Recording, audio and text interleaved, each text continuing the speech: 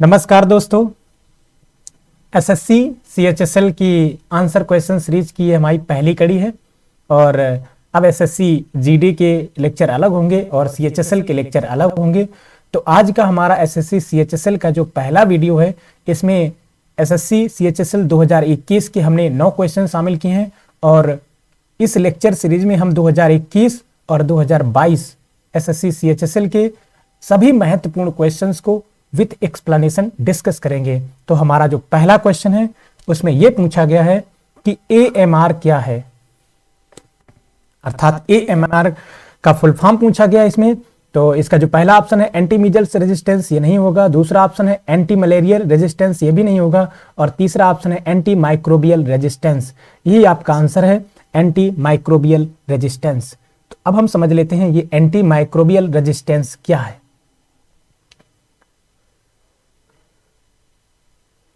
ये जो शब्द है माइक्रोबियल, इसका मतलब है सूक्ष्म जीव।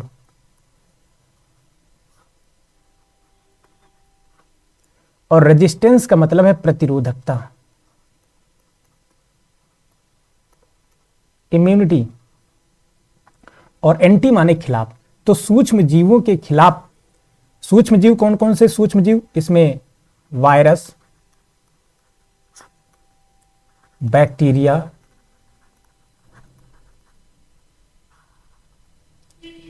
फंगस, प्रोटोजोआ अर्थात परजीवी, ये सभी जो रोगाणु हैं, सूक्ष्म जीव रोगाणु जो रोग का कारण बनते हैं। तो ये जो सूक्ष्म जीव हैं, वायरस, बैक्टीरिया, फंगस, प्रोटोजोआ, ये जो रोगाणु हैं, ये रोगाणु सूक्ष्म जीव हैं। इन्हें नग्न आंखों से नहीं देखा जा सकता, इसे सूक्ष्मदर्शी की मदद से ही देखा जा सकता है। इन सूक्ष्म जीवों अर्थात रोगाणुओं के संक्रमण को शरीर में रोकने के लिए विभिन्न प्रकार की दवाओं का प्रयोग होता है। और ये सूक्ष्म जीव विभिन्न प्रकार की दवाओं के प्रति इम्यूनिटी प्राप्त कर रहे हैं, प्रतिरोधकता प्राप्त कर रहे हैं, जिसके कारण शरीर में होने वाले इनके संक्रमण को रोकने के लिए दवाएं लचर साबित हो रही हैं। अर्थात जब कोई सूक्ष्म जीव, वायरस, बैक्टीरिया, फंगस अर्थात रोगाणु, उनके प्रति प्रयोग की जाने वाली दवाओं के प्रति प्रतिरोधकता अर्थात इम्यूनिटी प्राप्त कर लेता है, तो उसे कहा जाता है एंटी माइक्रोबियल रेजिस्टेंस। और फिर जब ये जो रोगाणु होते हैं, ये एंटी माइक्रोबियल रेजिस्टेंस अर्थात उन दवाओं के प्रति प्रतिरोधकता प्राप्त कर लेते हैं, तो उन दवाओं से इन रोगाणुओं के संक्रमण को नहीं रोका जा सकता है। ये देश और दुनिया के समक्ष एक बहुत बड़ी चुनौती है, क्योंकि जो सूक्ष्म जीव हैं अब वो प्रतिरोधकता प्राप्त कर रहे हैं वायरस, विभिन्न प्रकार की दवाओं के प्रति। तो इसका आंसर समझ गए होंगे आप। अगले क्वेश्चन की ओर बढ़ते हैं। अगला क्वेश्चन है काजू उगाने के लिए किस प्रकार की मृदा सबसे उपयुक्त होती है। तो काजू के लिए, काजू का उत्पादन हमारे देश में केरल में बड़े पैमाने पर होता है, तो कर्नाटक में भी होता है। तो इसका जो आपका ये तीसरा ऑप्शन है लैटराइट, लैटराइट मिट्टी। ये जो लैटराइट मृदा है ये काजू के लिए सबसे अच्छी मृदा है। लैटराइट मृदा के बारे में थोड़ा सा समझ लेते हैं। यह मृदा उन क्षेत्रों में पाई जाती है जहां का तापमान उच्च हो, उच्च तापमान, उच्च वर्षा, उच्च तापमान, उच्च वर्षा प्लस ढलान हो। अर्थात लैटराइट मिट्टी उन क्षेत्रों में पाई जाती है जहां का तापमान अधिक हो, वर्षा अधिक होती हो, 200 सेंटीमीटर औसत वार्षिक वर्षा से अधिक वर्षा होती हो, और ढलान वाले क्षेत्र में वहां पानी स्टोर न हो पाए, बहुत ज्यादा समय के लिए बह जाए पानी, ढलान वाले क्षेत्र अर्थात पर्वतीय क्षेत्रों में। और ऐसी मिट्टी का निर्माण, लैटराइट मिट्टी का निर्माण निछालन की प्रक्रिया से होता है, लीचिंग की प्रक्रिया से होता है। लीचिंग क्वेश्चन पूछा गया है कि लीचिंग या निछालन की प्रक्रिया से किस मिट्टी का निर्माण होता है, तो लैटराइट मिट्टी का निर्माण होता है। अब ये निछालन की प्रक्रिया क्या है, इसे समझ लेते हैं। जहां पर जब ज्यादा वर्षा होती है जिन क्षेत्रों में, तो उन क्षेत्रों की जो मिट्टी होती है, मिट्टी की जो ऊपरी सतह होती है, सॉइल प्रोफाइल, उसमें जो पोषक तत्व होते हैं, क्योंकि सभी प्रकार के पेड़ पौधों को जल सहित 17 प्रकार के पोषक तत्व, 16 पोषक तत्व प्लस जल, 17 प्रकार के पोषक तत्वों की जरूरत होती है। हालांकि जल एक पोषक तत्व नहीं है, तो जल के अलावा 16 प्रकार के पोषक तत्वों की जरूरत होती है सभी पेड़ पौधों को और ये मिट्टी में पाए जाते हैं। लेकिन जब ज़्यादा वर्षा होती है तो ये पोषक तत्व पानी में घुल जाते हैं और मिट्टी के निचली सतह में चले जाते हैं, जिसके कारण ऐसे पौधे जिनकी जड़ें बहुत छोटी होती हैं वो लैटराइट मिट्टी में सर्वाइव नहीं कर सकते, क्योंकि मिट्टी की जो ऊपरी परत है उसमें पोषक तत्व नहीं रह जाते हैं। लेकिन ऐसी मिट्टी में बागानी की फसलें की जा सकती हैं। बागानी की फसलें जैसे चाय, कॉफी, काजू आदि की फसलें की जा सकती हैं, क्योंकि इन फसलों की जो जड़ें होती हैं वो काफी लंबी होती हैं और वो मिट्टी में गहराई तक चली जाती हैं और पोषक तत्वों को प्राप्त कर लेती हैं। तो यह है लैटराइट मिट्टी। इसका निर्माण निछालन या लीचिंग की प्रक्रिया से होता है। और भारत का जो पश्चिमी घाट है, केरल और कर्नाटक वाला क्षेत्र, यहाँ पर लैटराइट मिट्टी पाई जाती है बड़े पैमाने पर हमारे देश में। तो यही हमारा आंसर हो जाएगा। जो दूसरा ऑप्शन है जिसमें लिखा है जलोढ़ मृदा, इसे दोमट मिट्टी भी कहते हैं, क्योंकि इस मिट्टी के निर्माण में दो प्रकार की मिट्टियों की प्रमुख भूमिका होती है। एक तो बलुई मिट्टी, लगभग 40% बालू के कण होते हैं, और चिकनी मिट्टी लगभग 40%। इसीलिए इसे दोमट मिट्टी भी कहते हैं। और यह भारत की सर्वाधिक उपजाऊ मिट्टी है। भारत की सर्वाधिक उपजाऊ मिट्टी जलोढ़ मिट्टी है। भारत में सर्वाधिक क्षेत्रफल पर यही मिट्टी पाई जाती है। सर्वाधिक क्षेत्रफल पर पाई जाती है, सर्वाधिक उपजाऊ मिट्टी है। और यह मिट्टी दो प्रकार की होती है, बांगर और खादर। तो जलोढ़ मिट्टी ऐसी मिट्टी जो नदियों के द्वारा बहाकर लाई गई है, अर्थात नदियों के जल के द्वारा बहाकर लाई गई मिट्टी को जलोढ़ मिट्टी कहते हैं। यह भारत की सबसे उपजाऊ मिट्टी है, सर्वाधिक क्षेत्रफल पर पाई जाती है। इसे दोमट मिट्टी भी कहते हैं। दो प्रकार की होती है, बांगर, खादर। बांगर और खादर में सर्वाधिक उपजाऊ खादर होती है। खादर नवीन जलोढ़ मिट्टी होती है और बांगर पुरानी जलोढ़ मिट्टी होती है। तो यह जलोढ़ मिट्टी उत्तर भारत का जो विशाल मैदान है यहाँ बड़े पैमाने पर पाई जाती है। उत्तर प्रदेश में बड़े पैमाने पर जलोढ़ मिट्टी पाई जाती है। हमारा जो पहला ऑप्शन है इसमें लिखा है काली मिट्टी, इसे लावा मिट्टी भी कहते हैं। इसे कपासी मिट्टी भी कहते हैं। लावा मिट्टी, कपासी मिट्टी, इसे रेगुर भी कहते हैं। और यह मिट्टी उन क्षेत्रों में पाई जाती है जहां पर ज्वालामुखी का उद्गार हुआ है और ज्वालामुखी के उद्गार से आग्नेय चट्टानें बनती हैं। आग्नेय चट्टानों के प्रकार हैं जैसे बेसाल्ट और ग्रेनाइट, ये आग्नेय चट्टानों के प्रकार हैं। तो जब आग्नेय ज्वालामुखी का उद्गार होता है, ज्वालामुखी के उद्गार से लावा निकलता है, लावा निकलता है और लावा के ठंडा होने से बेसाल्ट की चट्टानें बनती हैं। बेसाल्ट की चट्टानें बनती हैं और बेसाल्ट की चट्टानों का जब बहिर्जात बलों के कारण क्षरण होता है तो उनसे काली मिट्टी बनती है। और काली मिट्टी का निर्माण लावा से हुआ, इसीलिए इसे लावा मिट्टी कहते हैं। और काली मिट्टी कपास की खेती के लिए सर्वाधिक उपयुक्त मिट्टी है, इसीलिए इसे कपासी मिट्टी कहते हैं। और इसे रेगुर मिट्टी भी महाराष्ट्र, गुजरात आदि के क्षेत्र में कहा जाता है। ये जो काली मिट्टी है इसका सर्वाधिक क्षेत्रफल दक्कन का ट्रैप है। दक्कन ट्रैप में ये बड़े पैमाने पर पाई जाती है। मालवा के पठार में पाई जाती है। महाराष्ट्र, गुजरात, मध्य प्रदेश के क्षेत्र में ये काली मिट्टी पाई जाती है। काली मिट्टी जब सूख जाती है तो इसमें दरारें पड़ जाती हैं, इसीलिए इसे स्वतः जुताई वाली मिट्टी भी कहते हैं। और काली मिट्टी में जल धारण करने की, नमी को धारण करने की क्षमता अधिक होती है। नमी धारण करने की क्षमता अधिक होती है क्योंकि काली मिट्टी में चिकनी मिट्टी की मात्रा ज्यादा होती है। जिस मिट्टी के कण जितने छोटे होंगे उस मिट्टी में जल धारण करने की क्षमता उतनी ज्यादा होगी। जिस मिट्टी के कण जितने बड़े होंगे उसमें नमी अर्थात जल धारण करने की क्षमता उतनी ही कम होगी। तो हमारा जो चौथा ऑप्शन है बलुई मिट्टी। बलुई मिट्टी के कण बहुत बड़े बड़े होते हैं, इसलिए बलुई मिट्टी में जल धारण करने की क्षमता बहुत कम होती है और यह सबसे कम उपजाऊ मिट्टी है। ये अनुपजाऊ मिट्टी है। ये राजस्थान में थार के मरुस्थल में पाई जाती है बलुई मिट्टी। तो इसका ऑप्शन आपका लैटराइट मिट्टी हो जाएगा। अगले क्वेश्चन की ओर बढ़ते हैं। अगला क्वेश्चन है हमारा, चंपारण सत्याग्रह किस वर्ष शुरू हुआ? तो इसको समझ लेते हैं। पहला ऑप्शन है 1917। तो 1917 में ही चंपारण सत्याग्रह हुआ। तो इसको समझ लेते हैं, चंपारण सत्याग्रह।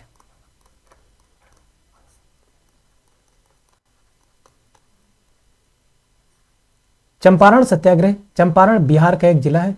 यहां पर अंग्रेजों ने बिहार के किसानों को अपनी कुल जमीन के 3/20 भूभाग पर नील की खेती करने के लिए एक बाध्यकारी समझौता किया था।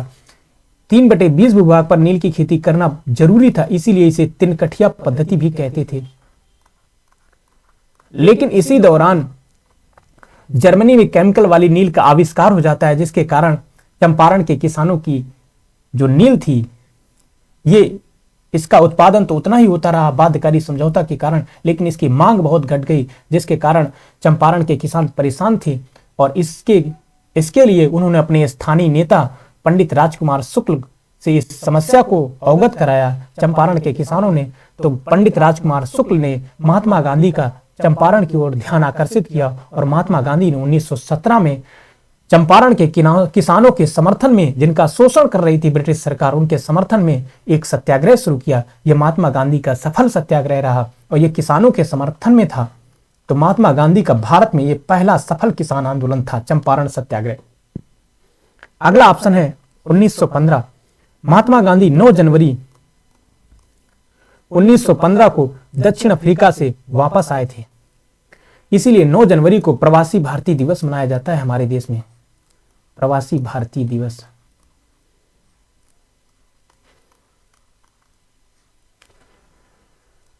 महात्मा गांधी 1893 में दादा अब्दुल्ला का मुकदमा लड़ने के लिए दक्षिण अफ्रीका गए थे और वहां से स्थायी रूप से 9 जनवरी 1915 को भारत वापस आए थे। तीसरा ऑप्शन है 1924।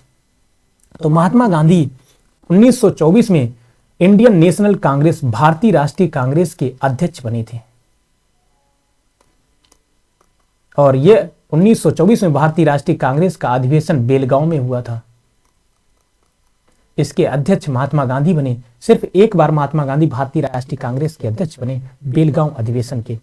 और अगला ऑप्शन है हमारा 1942। 1942 में महात्मा गांधी ने भारत छोड़ो आंदोलन शुरू किया, भारत छोड़ो आंदोलन का नेतृत्व किया, भारत छोड़ो आंदोलन। यह महात्मा गांधी ने 1942 में शुरू किया था और महात्मा गांधी ने इस आंदोलन को कभी वापस नहीं लिया। और इस आंदोलन में ऐसा इतिहासकारों का मानना है कि लगभग 10,000 लोगों ने अपनी शहादत दी थी, तब हमारे देश को आजादी मिली थी। भारत छोड़ो आंदोलन 1942 में शुरू किया गया और इसी आंदोलन में महात्मा गांधी ने कहा था करो या मरो का नारा दिया, करो या मरो, डू और डाई। और एक फैक्ट यहां से यह पूछा जाता है कि भारत छोड़ो आंदोलन के दौरान भारत का वायसराय कौन था? Lord Linlithgow.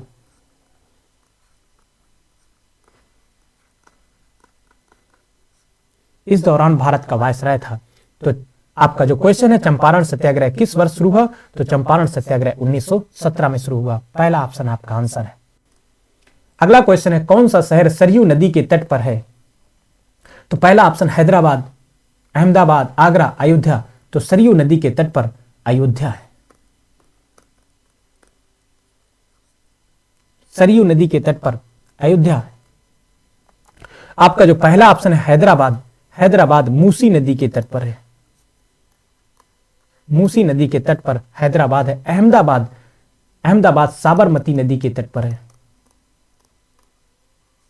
साबरमती नदी के तट पर अहमदाबाद है। और इसी नदी के तट पर गुजरात की राजधानी गांधीनगर है। आगरा, मथुरा, दिल्ली, ये सभी यमुना नदी के तट पर हैं। यमुना नदी के तट पर आगरा, मथुरा, दिल्ली है। तो इनको ध्यान में रखना है। तो आपका आंसर अयोध्या हो जाएगा। अगला क्वेश्चन है हमारा महाराष्ट्र की किस झील को रामसर साइट में शामिल किया, रामसर स्थलों की सूची में शामिल किया गया है? तो इसको समझ लेते हैं। ये सभी झीलें महाराष्ट्र की हैं। तो आपका आंसर हो जाएगा सी ऑप्शन, लोनार झील। ये महाराष्ट्र में है और इसे रामसर स्थल में शामिल किया गया है। तो इसको समझ लेते हैं। वर्तमान में भारत के 75 स्थलों को, 75 आर्द्र भूमियों को रामसर स्थल की सूची में शामिल किया जा चुका है। और इसमें से सर्वाधिक रामसर स्थल भारत में जो हैं वो तमिलनाडु में है। भारत में कुल 75 रामसर स्थलों को, 75 आर्द्र भूमियों को रामसर स्थल की सूची में शामिल किया गया। इन 75 में से सर्वाधिक तमिलनाडु में है। तो ये फैक्ट याद रखना है। अब हम समझ लेते हैं रामसर कन्वेंशन क्या है। रामसर ईरान का एक शहर है। यहां पर एक सम्मेलन हुआ, कन्वेंशन, और यह सम्मेलन 2 फरवरी 1971 को हुआ था। इस सम्मेलन में यह तय किया गया कि दुनिया भर के लगभग सभी देश इस सम्मेलन के तहत यह दृढ़ संकल्प करेंगे, अपने यहां कानूनी रूप से बाध्यकारी प्रावधान बनाएंगे कि उनके देशों में, दुनिया भर के देश ऐसा कानून बनाएंगे, ऐसी नीतियां बनाएंगे, ऐसी योजनाएं बनाएंगे कि उन देशों में जो आर्द्र भूमियां हैं, नम भूमियां हैं, आर्द्र भूमियां या नम भूमि, उनका संरक्षण करना है। अर्थात रामसर सम्मेलन 2 फरवरी 1971 को ईरान के रामसर शहर में हुआ। इसमें यह तय किया गया कि दुनिया भर के देशों को आर्द्र भूमियों का संरक्षण करना है। आर्द्र भूमियों का संरक्षण क्यों करना है? क्योंकि जो आर्द्र भूमियां होती हैं, ऐसी जमीन जो लगभग पूरे वर्ष या तो गीली बनी रहती है या तो नम बनी रहती है या तो पानी से ढकी रहती है, ऐसी जमीन को आर्द्र भूमि या नम भूमि कहते हैं। जो गीली हो भूमि उसे आर्द्र भूमि कहते हैं। और ऐसी भूमि में सर्वाधिक जैव विविधता पाई जाती है। अर्थात जैव विविधता का अगर संरक्षण करना है तो हमें सबसे पहले आर्द्र भूमियों का संरक्षण करना होगा, नम भूमियों का संरक्षण करना होगा। नम भूमियों का संरक्षण किया जाएगा तो जैव विविधता का संरक्षण अपने आप हो जाएगा। तो इसीलिए यह सम्मेलन हुआ था और इसीलिए प्रतिवर्ष 2 फरवरी को विश्व आर्द्र भूमि दिवस मनाते हैं। विश्व आर्द्र भूमि दिवस या नम भूमि दिवस 2 फरवरी को मनाया जाता है। तो ये जो लोनार झील है महाराष्ट्र में है, इसे रामसर स्थलों की सूची में शामिल किया गया है। अगला क्वेश्चन है हमारा कि किसे भारतीय निर्वाचन आयोग में उपचुनाव आयुक्त नियुक्त किया गया है। तो ये उस समय का करंट अफेयर का क्वेश्चन है, तो इसे समझ लेते हैं। भारत का निर्वाचन आयोग,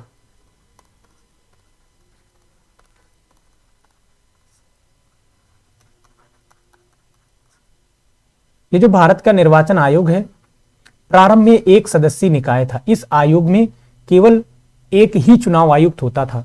1989 में इसे 3 सदस्यीय बना दिया गया। फिर 1990 में पुनः इसे 1 सदस्यीय बना दिया गया। 1993 में इसे पुनः 3 सदस्यीय निकाय बना दिया गया। तब से यह 3 सदस्यीय निकाय है। इस 3 सदस्यीय निकाय में एक मुख्य चुनाव आयुक्त होता है।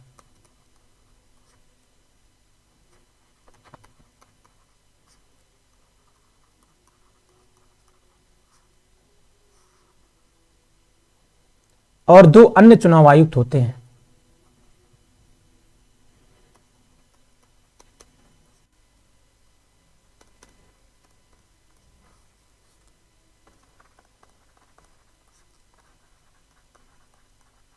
एक मुख्य चुनाव आयुक्त और 2 अन्य चुनाव आयुक्त होते हैं।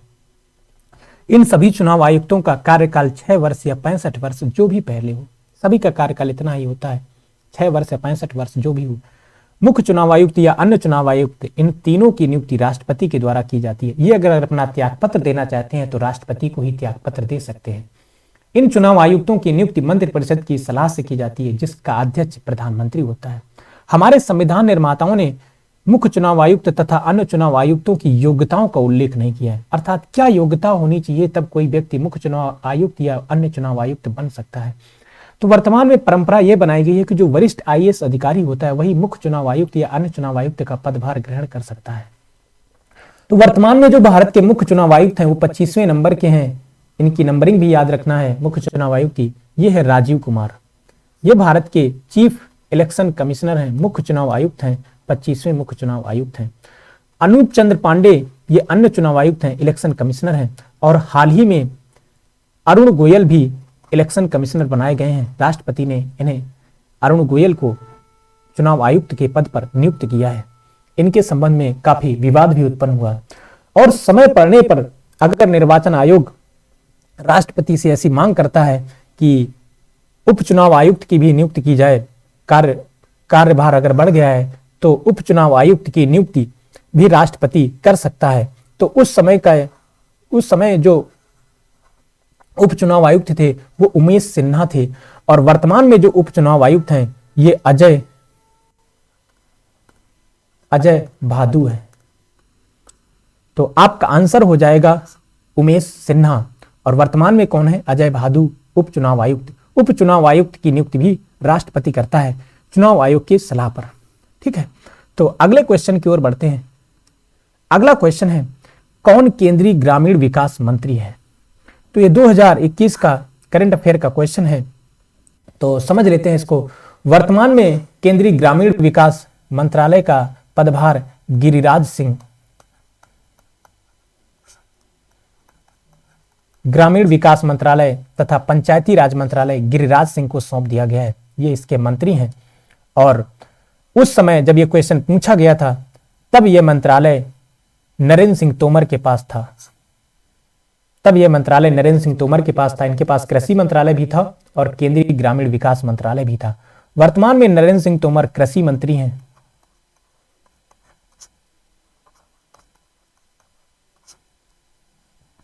और राजनाथ सिंह वर्तमान में ये रक्षा मंत्री हैं। राजनाथ सिंह वर्तमान में रक्षा मंत्री हैं। एस जयशंकर वर्तमान में विदेश मंत्री हैं।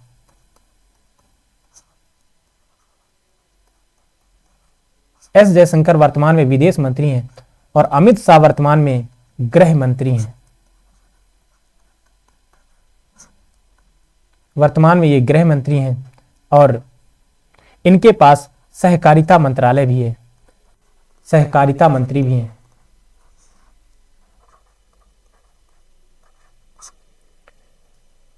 तो उस समय की परिस्थिति के अनुसार आपका आंसर नरेंद्र सिंह तोमर था, लेकिन वर्तमान गिरिराज सिंह।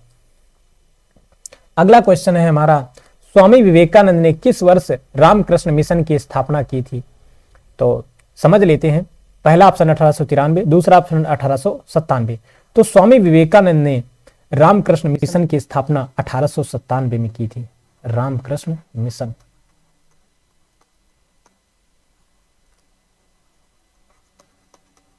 रामकृष्ण मिशन की स्थापना स्वामी विवेकानंद ने 1897 में की थी और इसका मुख्यालय कोलकाता के वेलूर में स्थापित किया गया।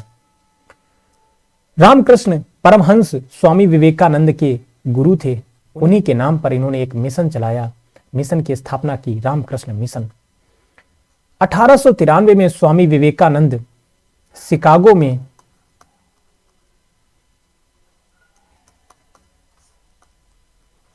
विश्व धर्म सम्मेलन में भाग लिया। विश्व धर्म सम्मेलन या धर्म संसद, विश्व धर्म सम्मेलन में भाग लिया और इसमें इन्होंने भारत का प्रतिनिधित्व किया 1893 में शिकागो में। 1863 में 12 जनवरी 1863 को स्वामी विवेकानंद का जन्म हुआ था। इसीलिए हमारे देश में 12 जनवरी को राष्ट्रीय युवा दिवस के रूप में मनाया जाता है। राष्ट्रीय युवा दिवस।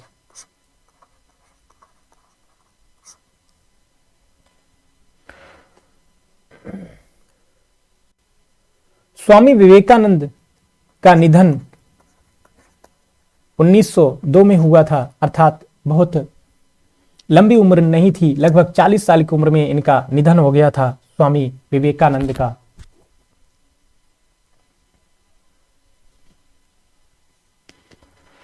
स्वामी विवेकानंद के संबंध में एक फैक्ट यह पूछा जाता है कि इनका मूल नाम क्या था?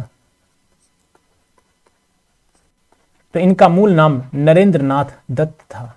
नरेंद्र नाथ दत्त इनका मूल नाम था।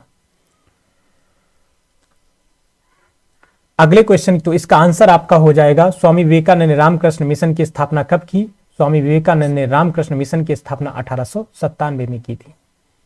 अगले क्वेश्चन की ओर बढ़ते हैं। अगला क्वेश्चन हमारा है कि कृषि मंत्रालय ने किस केंद्र शासित प्रदेश को भारत का पहला जैविक केंद्र शासित प्रदेश घोषित किया? अब ये जैविक क्या होता है? जैविक केंद्र शासित प्रदेश ऐसा केंद्र शासित प्रदेश जहां पर रासायनिक केमिकल फर्टिलाइजर, रासायनिक खादों और रासायनिक कीटनाशकों का प्रयोग न हो, अर्थात ऐसा राज्य जहां पर किसान अपनी खेती में केमिकल वाले प्रोडक्ट का यूज न करें, केमिकल फर्टिलाइजर, केमिकल कीटनाशक का प्रयोग न करें।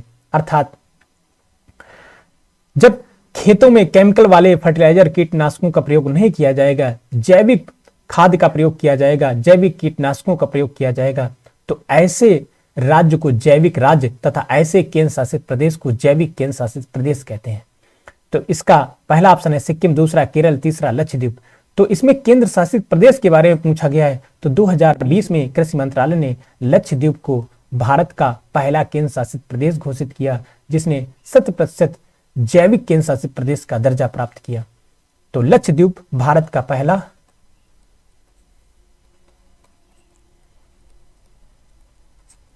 जैविक केंद्र शासित प्रदेश, जैविक यूनियन टेरिटरी, अर्थात यहां के किसान अपनी खेती में केमिकल का प्रयोग नहीं करते हैं। और लक्षद्वीप के संबंध में कुछ अन्य फैक्ट समझ लेते हैं।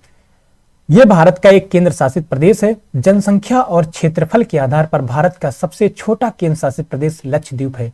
लक्षद्वीप लगभग 36 द्वीपों का समूह है और ये 36 द्वीपों का समूह है लक्षद्वीप।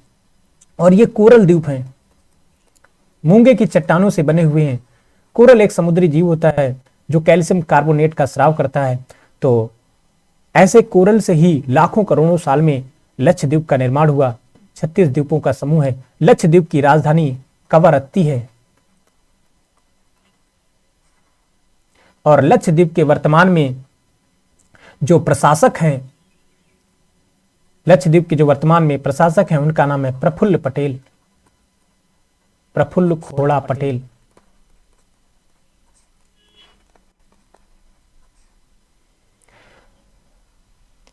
यूपी पेट 2021 में क्वेश्चन लक्षद्वीप से पूछा गया था कि लक्षद्वीप की राजकीय भाषा क्या है। तो लक्षद्वीप की सरकारी कामकाज की भाषा, ऑफिशियल लैंग्वेज मलयालम है। यही केरल की भी राजकीय भाषा है मलयालम। लक्षद्वीप में अधिकांश आबादी इस्लाम धर्म को फॉलो करती है। लगभग 90% आबादी यहां पर इस्लाम धर्म को फॉलो करती है। लक्षद्वीप और मालदीव और लक्षद्वीप के मध्य 9 डिग्री चैनल है। अर्थात मालदीव और लक्षद्वीप के मध्य 9 डिग्री। लक्षद्वीप का जो द्वीप है सबसे दक्षिण में, इसका नाम है मिनिकॉय। तो मालदीव और मिनिकॉय के मध्य 9 डिग्री और मिनिकॉय और कावरत्ती के मध्य 8 डिग्री चैनल है। तो हमने लक्षद्वीप के बारे में बेसिक जानकारी समझ ली। और चौथा ऑप्शन है हमारा जम्मू कश्मीर। जम्मू कश्मीर 5 अगस्त 2019 से पहले ये एक राज्य था। वर्तमान में जम्मू कश्मीर एक केंद्र शासित प्रदेश है।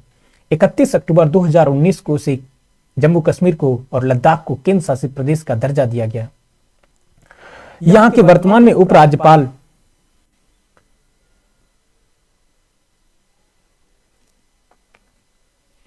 अभी इनका हमें नाम नहीं याद आ रहा, अभी इनका नाम हम बताएंगे। जम्मू कश्मीर की राजधानी श्रीनगर और जम्मू, 2 राजधानियां यहाँ की। हाँ, मनोज सिन्हा यहाँ के राज्यपाल हैं। मनोज सिन्हा यहाँ के उपराज्यपाल हैं जम्मू कश्मीर के। और यहाँ की 2 राजधानियां हैं जम्मू कश्मीर केंद्र शासित प्रदेश की, श्रीनगर और जम्मू। श्रीनगर ग्रीष्मकालीन राजधानी है और जम्मू शीतकालीन राजधानी है। श्रीनगर के बारे में एक क्वेश्चन ये पूछा जाता है कि श्रीनगर को किसने बसाया था। तो श्रीनगर को अशोक ने बसाया था। श्रीनगर के बारे में एक फैक्ट ये पूछा जाता है कि श्रीनगर किस नदी के तट पर है। तो श्रीनगर झेलम नदी के तट पर है। जम्मू कश्मीर में कुछ झीलें हैं महत्वपूर्ण, जिनके बारे में क्वेश्चन पूछा जाता है। वुलर झील, भारत की सबसे बड़ी मीठे पानी की झील वुलर झील जम्मू कश्मीर में है। और यहाँ पर डल झील भी है, जहां पर स्टेट बैंक ऑफ इंडिया ने अपना तैरता हुआ एटीएम स्थापित किया था। तो जम्मू कश्मीर के बारे में हमने इतनी जानकारी कलेक्ट की। और जम्मू कश्मीर में हाल ही में भारत सरकार लेवेंडर की खेती को बढ़ावा दे रही। लेवेंडर की कृषि, लेवेंडर की कृषि से एक प्रकार से इत्र तैयार किया जाता है, परफ्यूम। अगला ऑप्शन है हमारा केरल। केरल भारत का ऐसा पहला राज्य है जो कार्बन न्यूट्रल खेती को बढ़ावा दे रहा है।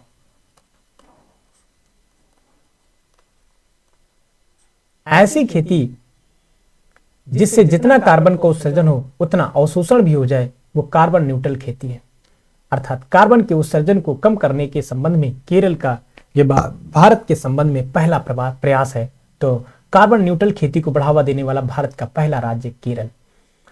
और पहला ऑप्शन है इसमें सिक्किम। तो सिक्किम के संबंध में हमें ये याद रखना होगा, भारत का पहला जैविक राज्य, भारत का पहला जैविक राज्य सिक्किम है और पहला केंद्र शासित प्रदेश लक्षद्वीप है। सिक्किम के बारे में हमें एक चीज और याद रखनी होगी, सिक्किम की राजधानी गंगटोक है। जनसंख्या के आधार पर भारत का सबसे छोटा राज्य सिक्किम है, जनसंख्या के आधार पर सबसे बड़ा राज्य उत्तर प्रदेश है। वर्तमान में सिक्किम के मुख्यमंत्री प्रेम सिंह तवांग हैं और वर्तमान में सिक्किम के राज्यपाल गंगा प्रसाद हैं। और यहां से 2 संविधान संशोधन पूछे जाते हैं, सिक्किम से संबंधित हैं। 35वां संविधान संशोधन 1974 में हुआ, इसके तहत सिक्किम को भारत का सह राज्य बनाया गया, सहयोगी राज्य बनाया गया। और 36वां संविधान संशोधन 1975 में हुआ, इसके तहत सिक्किम को पूर्ण राज्य का दर्जा दिया गया। तो सिक्किम के संबंध में ये पॉइंट ध्यान रखना है। और वर्तमान में केरल की राजधानी तिरुवनंतपुरम है, इसे पहले त्रिवेंद्रम कहा जाता था। और केरल के जो मुख्यमंत्री हैं वो पिनराई विजयन हैं और केरल के राज्यपाल आरिफ मोहम्मद खान हैं। तो आज हमने एसएससी CHSL 2021 के 9 क्वेश्चन विथ एक्सप्लेनेशन डिस्कस कर लिए हैं और इन्हें अच्छे से देखना है और जितने भी महत्वपूर्ण पॉइंट बताए गए हैं उनको अच्छे से तैयार करना है। यही पॉइंट सभी प्रतियोगी परीक्षाओं में इधर उधर रिवाइज होते रहते हैं। तो thank you for listening and watching.